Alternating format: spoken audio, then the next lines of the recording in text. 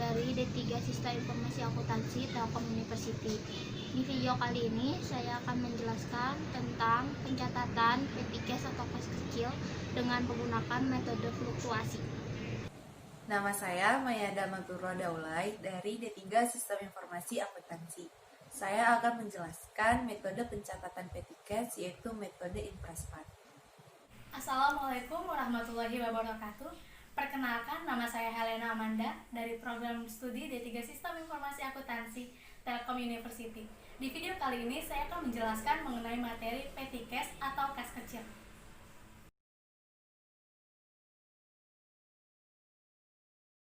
Menurut PSAK nomor 2, pengertian kas terdiri dari saldo kas atau cash on hand dan rekening giro. Dalam Statement of Financial Accounting Standard nomor 95, FASB menyatakan bahwa suatu laporan kas harus menjelaskan selisih yang terjadi antara saldo awal dan saldo akhir serta setara kas atau cash equivalent. Selanjutnya, definisi setara kas dalam PSAK nomor 2 adalah investasi yang bersifat sangat liquid, berjangka pendek, dan dapat segera dijadikan dalam jumlah tanpa menghadapi perubahan nilai yang berarti.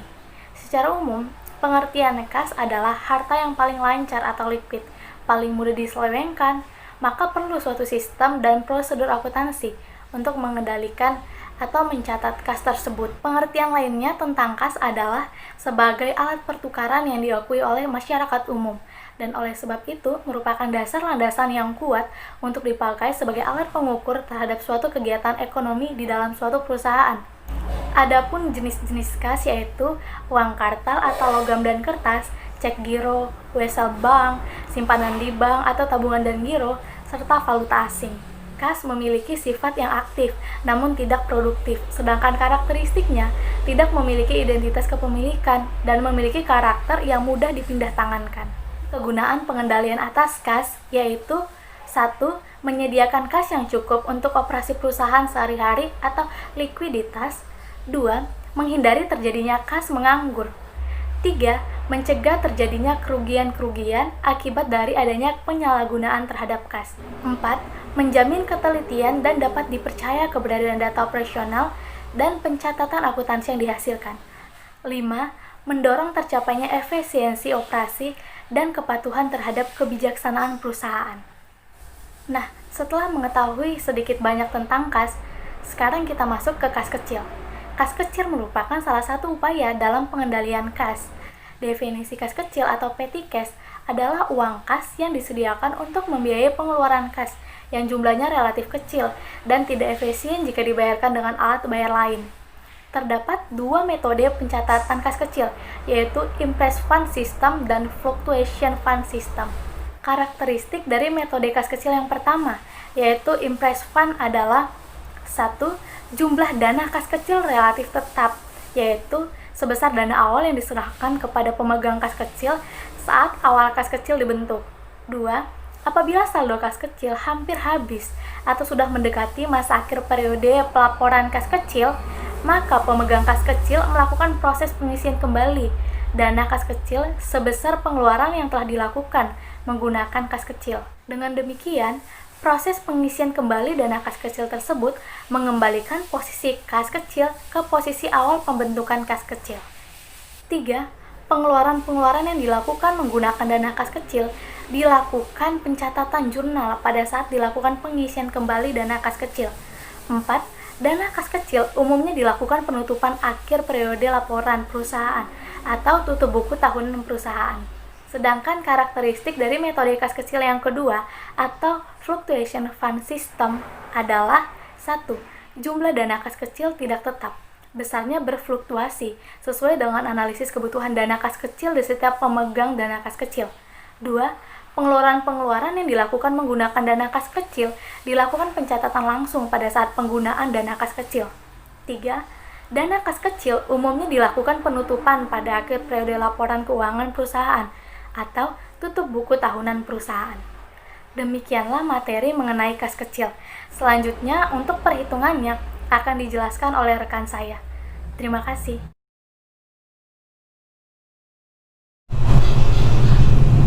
Assalamualaikum warahmatullahi wabarakatuh. Di sini saya akan menjelaskan tentang pencatatan jurnal umum metode fluktuasi. Yang pertama, pada tanggal 3 November diterima cek untuk pengisian kas kecil senilai 7.500.000. Kita dapat menjurnal di debit kas kecil senilai 7.500.000 dan bank senilai 7.500.000 di kredit.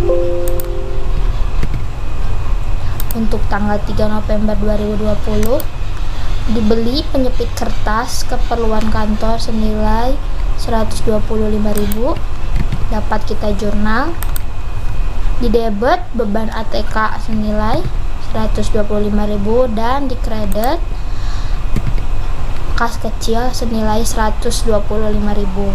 Untuk tanggal 4 November pembayaran biaya administrasi umum untuk membersihkan kaca senilai 250.000, dapat kita jurnal. Kredit debit beban administrasi umum senilai 250 dan kas kecil di kredit senilai 250.000. Tanggal 4 November pembelian ATK untuk materai dan perangko senilai 50.000, dapat kita jurnal. Di debit beban ATK senilai 50.000 dan kas kecil di kredit senilai 50.000. Kemudian tanggal 4 November 2015 beban perbaikan untuk reparasi kursi kantor senilai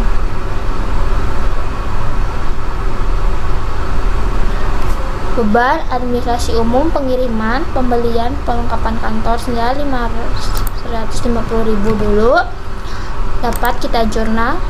Beban administrasi umum di debit senilai 150.000 dan kas kecil senilai 150.000 di kredit.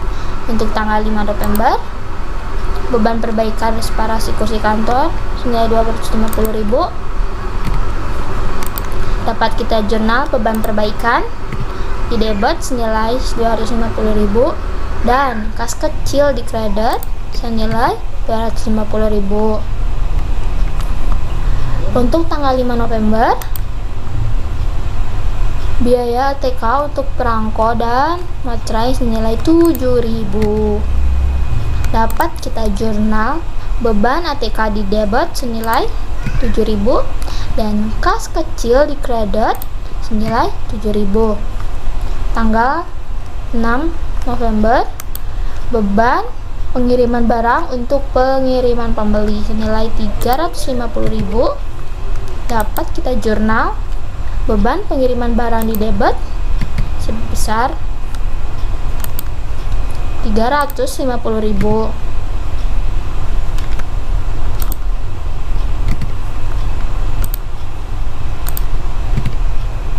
Dan kas kecil di kredit sebesar 350.000 juga.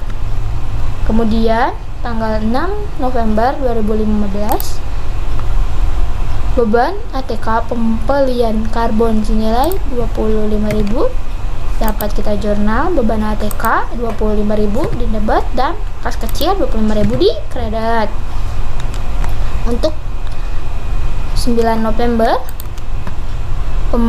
perlengkapan atau pembelian perlengkapan toko senilai 75.000, dapat kita jurnal. Perlengkapan toko di debit sebesar 75.000 dan kas kecil di kredit 75.000. Tanggal 10 November yaitu beban pengiriman barang untuk pembelian persediaan sebesar 50.000, dapat kita jurnal. Beban pengiriman barang di debit sebesar 50.000 dan kas kecil di kredit sebesar 50.000. Untuk tanggal 12 pembelian makanan untuk menjamu tamu sebesar 10.000, dapat kita jurnal. Beban rapat di debit sebesar 10.000 dan kas kecil di kredit sebesar 10.000. Tanggal 18 yaitu pembeli perlengkapan kantor senilai 15.000. Dapat kita jurnal perlengkapan kantor di debit sebesar 15.000 dan kas kecil di kredit sebesar 15.000. Untuk tanggal 19 yaitu beban perbaikan reparasi mobil sebesar 15.500.000. Dapat kita jurnal beban perbaikan di debit sebesar 500.000 dan kas kecil sebesar 500.000. Tanggal 19 mengisi kembali kas kecil dari bank senilai Rp1.857.000.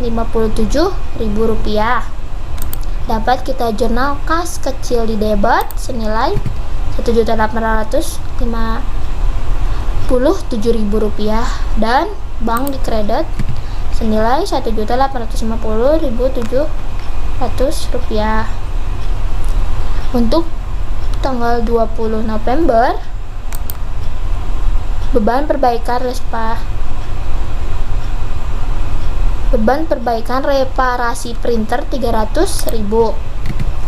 Dapat kita jurnal beban perbaikan di debit 300.000 dan kas kecil di kredit 300.000.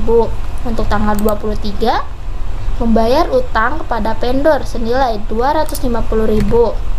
Dapat kita jurnal utang di debit senilai 250.000 dan kas kecil di kredit senilai 250.000. Tanggal 25 membayar beban pengiriman senilai 350.000. Dapat kita jurnal beban pengiriman di debit sebesar 350.000 dan kas kecil di kredit sebesar 350. Tanggal 28 membeli perlengkapan kantor senilai 60.000. Dapat kita jurnal perlengkapan kantor debit sebesar 60.000 dan kas kecil di kredit sebesar 60.000. Tanggal 29 November membayar beban administrasi senilai 65.000. Dapat kita jurnal beban administrasi umum senilai 65.000 di debit dan kas kecil senilai 65.000 di kredit. Tanggal 30 November membayar beban perbaikan senilai 225.000. Dapat kita jurnal beban perbaikan di debit sebesar 225.000 dan kas kecil di kredit senilai 225.000. Dan tanggal 30 November membayar beban tagihan PDAM atau air senilai Rp177.500. Dapat kita jurnal beban air di debit senilai Rp177.500 dan kas kecil di kredit senilai Rp177.500. Dan untuk tanggal 30 November 2019 terjadi pengisian kembali kas kecil untuk akhir periode bulan November senilai Rp1.427.500 melalui bank. Dapat kita jurnal kas kecil di debit senilai Rp1.427.500 di debit dan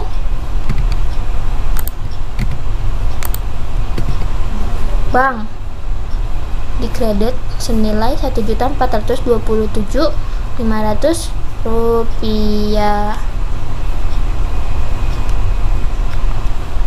Untuk menghitung pengisian kembali kas kecil tanggal 19 November yaitu dengan menghitung transaksi yang terjadi tanggal 3 sampai tanggal 19 November. Kita dapat Rp1.850.700 dan untuk mendapatkan pengisian kembali kas kecil di akhir periode yaitu menjumlahkan transaksi setelah pengisian kembali tanggal 19 kita akan mendapatkan Rp1.427.500. Sekian dan terima kasih.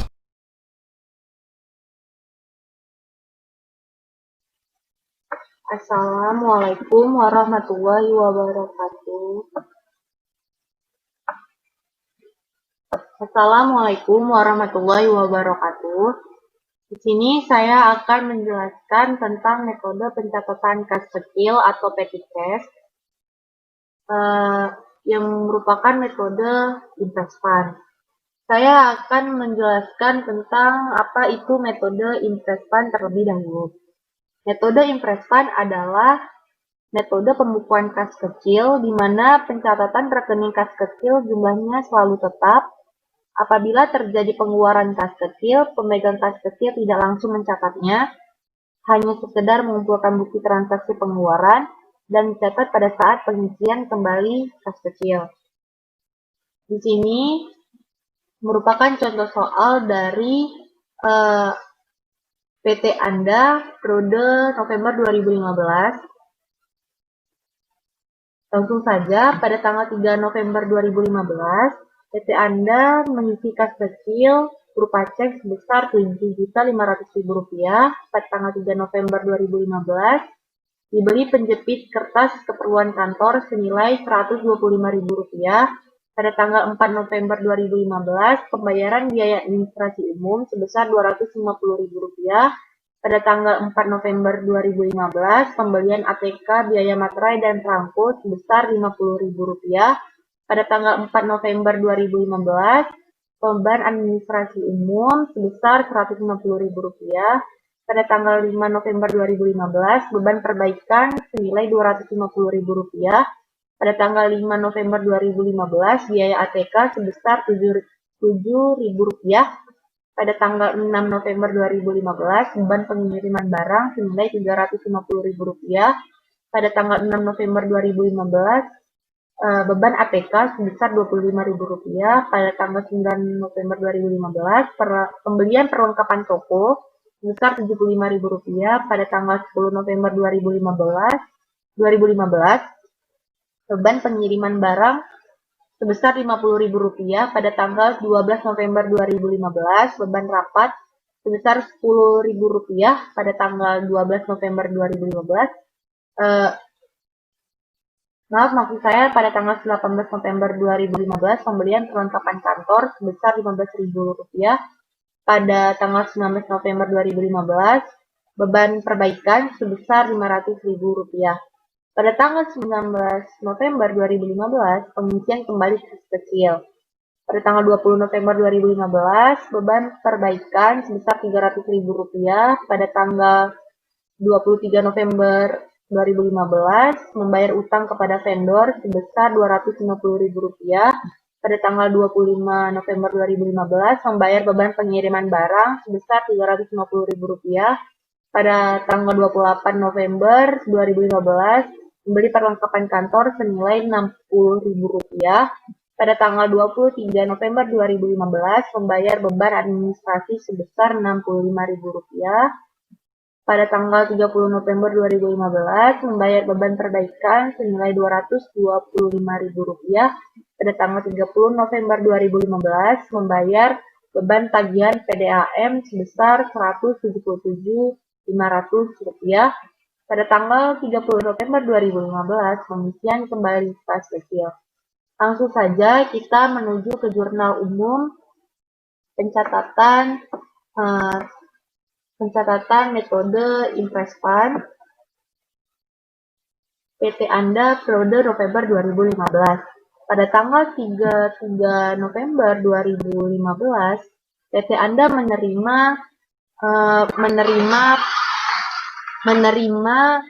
pengisian kembali kas kecil Rp7.500.000.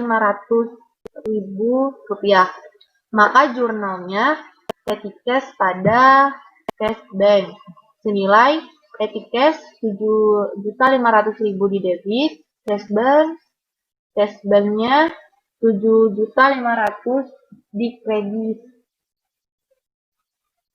Kenapa pada tanggal 3 November 2015 sampai tanggal 19 November 2015 tidak di jurnal? Karena metode invest fund sendiri dicatat apabila apabila terjadi pengisian kembali kas kecil. Jadi pada saat 3 November sampai 19 November 2015, pemegang kas kecil hanya mengumpulkan bukti pengeluaran transaksi pengeluaran yang dilakukan pada saat pengisian kas kecil pada tanggal 19 November 2015, maka transaksi pengeluaran yang dilakukan oleh PT Anda akan dicatat pada saat pengisian kembali. Maka pengeluaran tersebut yang dilakukan oleh PT Anda akan berada di debit.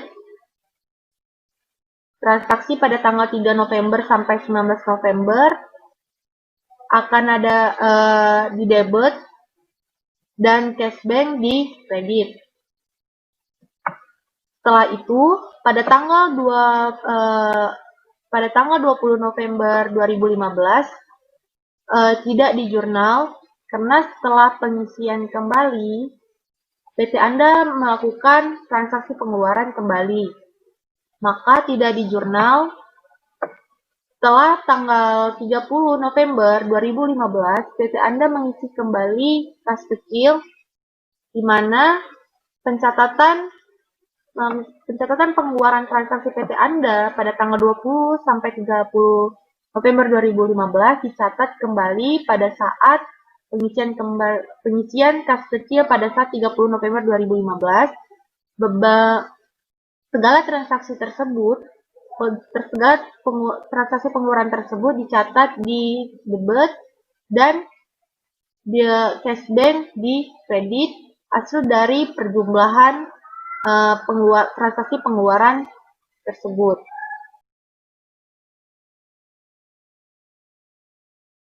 Assalamualaikum warahmatullahi wabarakatuh. Perkenalkan, nama saya Muhammad Raihan dari jurusan D3 Sistem Informasi Akuntansi Telkom University.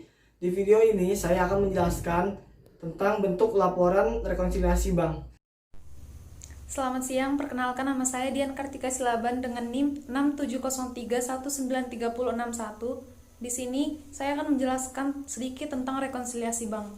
Terima kasih. Nama aku Aprita Handayani Manalu, aku dari kelas D3 Sistem Informasi Akuntansi. Di sini aku akan menjelaskan tentang rekonsiliasi bank di bagian materi. Sekarang kita pahami dulu dari pengertian laporan bank. Laporan bank merupakan catatan yang diterima dari bank atas semua transaksi yang berkaitan dengan suatu rekening nasabah. Rekonsiliasi bank merupakan salah satu mekanisme atau cara untuk pengendalian reliabilitas angka pada buku besar akun bank dengan catatan laporan-laporan saldo yang dikeluarkan oleh bank dalam bentuk rekening koran perusahaan. Dapat disimpulkan bahwa antara buku besar akun bank yang dihasilkan oleh proses pencatatan akuntansi perusahaan harus menghasilkan angka yang sama dengan angka yang dihasilkan dari laporan rekening koran bank. Jika terjadi selisih antara buku besar bank dengan laporan rekening koran bank, di sini diperlukan suatu proses sinkronisasi angka dari kedua laporan yang ada agar pada akhirnya antara kedua laporan tersebut menunjukkan angka yang sama. Proses inilah yang disebut dengan rekonsiliasi bank. Yang kedua, mengetahui penerimaan atau pengeluaran yang dilakukan oleh pihak bank namun belum tercatat di buku besar akun bank. Faktor-faktor yang menyebabkan perbedaan antara catatan perusahaan dengan catatan bank. Faktor yang pertama adalah penerimaan. Perusahaan sudah mencatat namun bank belum mencatat. Kejadian yang menyebabkan kondisi ini adalah 1. Deposit in transit atau setoran dalam perjalanan, yaitu suatu kondisi yang menyebabkan terjadinya deposit in transit. Yang kedua, fund have not been deposit, yaitu suatu kondisi di mana perusahaan menerima penerimaan uang namun belum sempat disetorkan ke bank. Faktor yang kedua, penerimaan. Bank sudah mencatat namun perusahaan belum mencatat. Kejadian yang menyebabkan kondisi ini adalah yang pertama, bank interest, yaitu bank yang diperhitungkan oleh bank atas simpanan dan perusahaan yang belum dicatat perusahaan. Yang kedua, direct collection by bank, yaitu pengagihan kepada pelanggan yang dilakukan oleh bank namun belum dicatat perusahaan. Faktor yang ketiga, pengeluaran. Perusahaan sudah mencatat namun bank belum mencatat.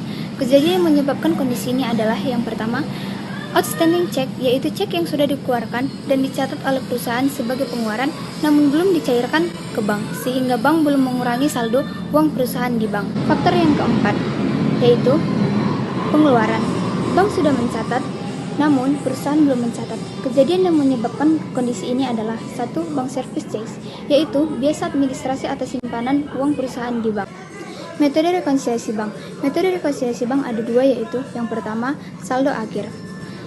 Adalah salah satu metode untuk mencari kesamaan angka saldo akhir antara buku besar bank di pencatatan perusahaan dengan saldo akhir laporan rekening bank. Metode yang kedua adalah metode saldo awal.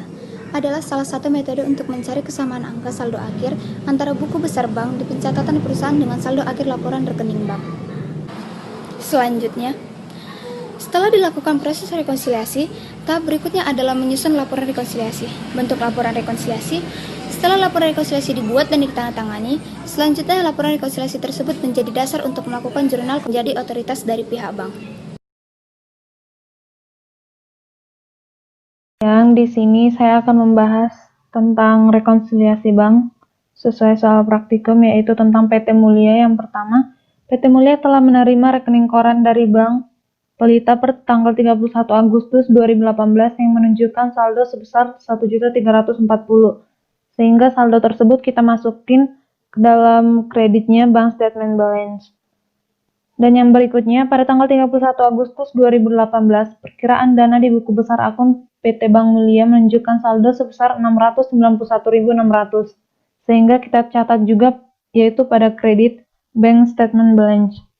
Yang berikutnya yaitu bank telah mengkredit rekening PT Mulia atas kiriman uang sebesar 257.900 yang diterima dari langganan untuk melunasi utangnya, sehingga kita catat yaitu pada direct collection by bank yaitu Rp257.900.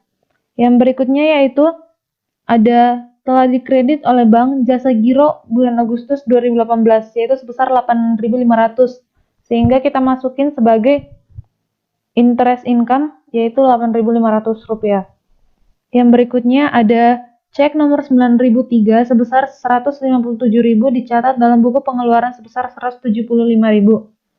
Di sini terjadi selisih antara 175.000 ke 157.000 yaitu 18.000, sehingga kita catat error pada perusahaan yaitu Rp18.000.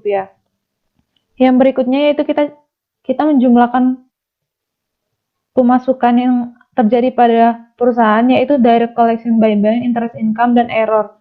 Jadi ketika semuanya ditambahin maka totalnya yaitu Rp284.400. Sehingga saldo pada book statement balance tadi Rp619.600 ditambah dengan Rp284.400, maka hasilnya yaitu Rp976.000. Yang berikutnya yaitu kita masuk pada les perusahaan.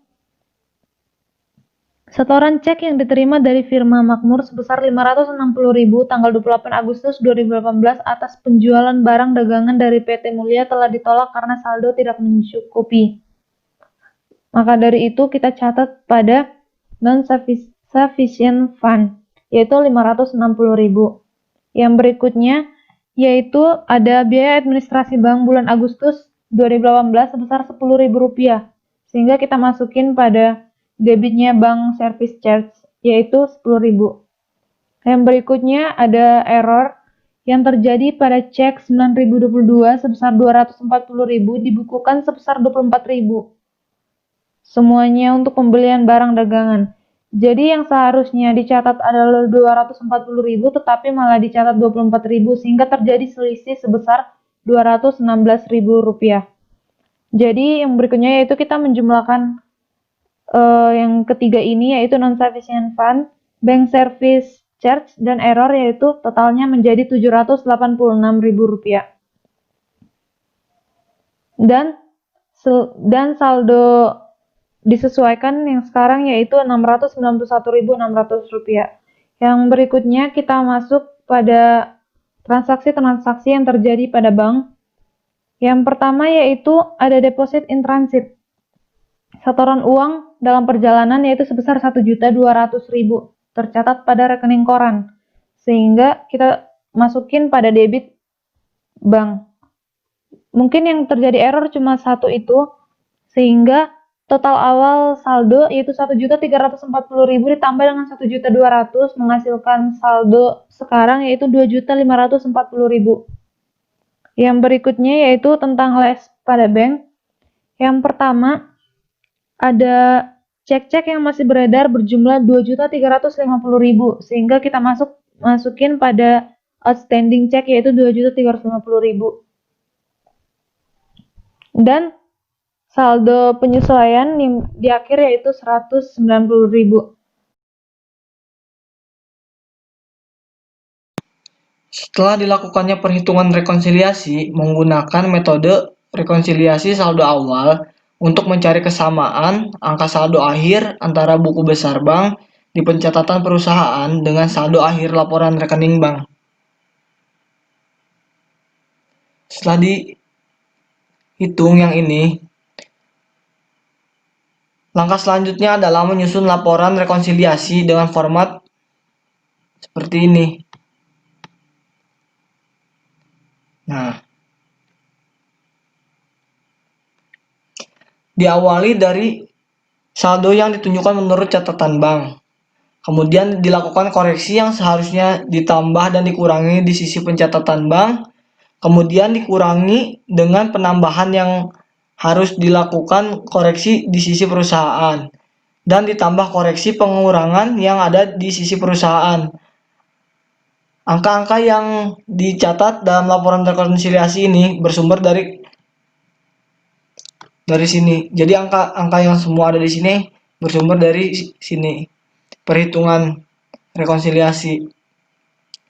Nah, jadi yang tadinya ini ditambah di sini menjadi dikurang dan ini ditambah. Nah, ini ditambah ini, kemudian dikurangi ini, dan ditambah ini, akan dapat hasil ini.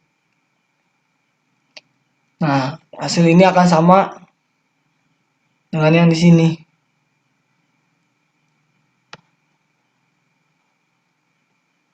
Ya, itu saja dari saya. Kurang lebihnya mohon maaf. Terima kasih.